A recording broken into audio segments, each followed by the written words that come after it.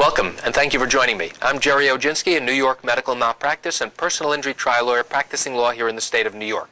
Today's topic is something called the Statute of Limitations. Before an attorney can even get into the details of your case, he or she needs to know whether or not your case is timely.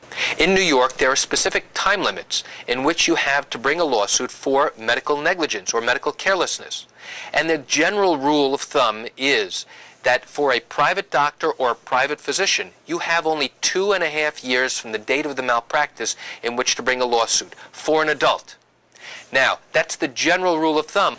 If you believe you suffered injury as a result of a doctor's wrongdoing, you should contact an attorney immediately, primarily to find out whether you are timely.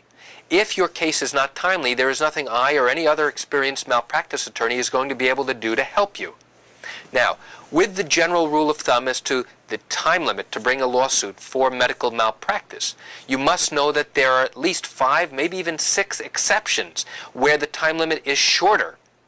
It is never longer than 2.5 years.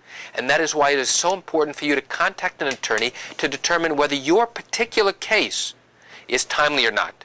You should not rely on any attorney's video tip, mine included, to determine whether or not you have a timely case. And that's extremely important to understand. So as much as I'm providing you with general information about cases like this, you must call to talk about your particular case to know whether you are timely. Okay, now I've told you what the general time limit is to bring a case for medical malpractice in New York, but give me an idea of some of the exceptions. Well, some of the exceptions involve if you've been treated at a municipal hospital in the city of New York. Well, what do I mean?